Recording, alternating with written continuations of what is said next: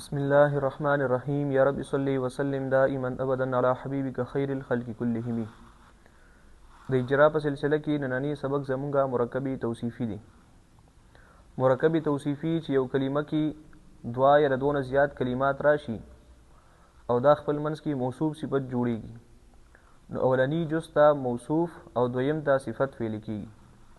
نو حمیر کې د تفصیل بیان شوی چې کله کله د صفت مفرد وي او کله کله جمله راځي. لکه چرې صفت مفرد او نو د موصوف سره په لس اشیاء کې مطابقت ضروری دی. په واحد تثنیه او جمع کې او مذکر مؤنث کې معرفه نکره کې او رفع نصب جر کې د صفت موصوف سره مطابقت ضروری او لازمی دی. نو نن سبق زمونږ دی مرکبی توصیفی. نو ګورم موصوف کې قواعد بیانو او دغه اجرا بم کو. نو کله کله به دا موصوف معرفه وي او کله به موصوف نکره وي. نو چې کله موصوف معرفه و نو د کی تفصیل ډیر دی. خو چې کله موصوف معرفه شي نو مثال په تور معرفه عالم او داغي معرفین بعد کی ابن یا ابنتون یا بنتو لفظ وغیرہ راشي او داغي نه بعد کی بیا بل معرفه عالم ذکر شي نو دا چې کوم دین وغه اولنی عالم موصوف او دا ابن وغیرہ مضاف ما بعد کی معرفه یا علم چې نه جوړیږي مضاف الیه. نو مضاف سره مضاف الیه خپل نه صفت برای موصوف جوړیږي. لکه دا جمله موږ لیکلې په بورډ باندې جاء زید ابن خالد. نو ګور دلته کې دا جاء فعل دی.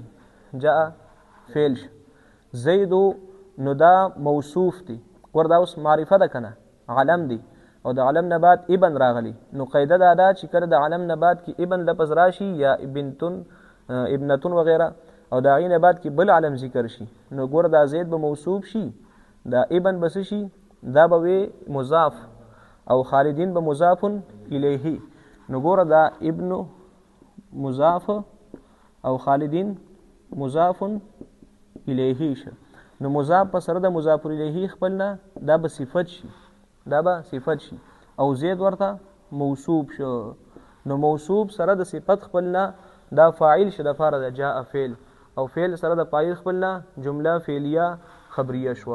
نو یو قاعده دار شو چې کله علم معرفه وا د موصوف معرفه وا مثال علم او داینه بعد ابن راشي داینه بعد کې بل سراشي علم ذکر شي نو دا ابن او ما بعد کې علم دا مضاف مضاف الیه صفت جوړیږي د ما قبل معرفي د پاره. دویمه قاعده دا ده چې کله موصوف معرفه وا او د معرفینه بعد کې بل معرفه راشي نو دا په خپل منځ کې موصوف صفت جوړیږي. ګور دلته دا زید راغلی کنه نو دا موصوف دی.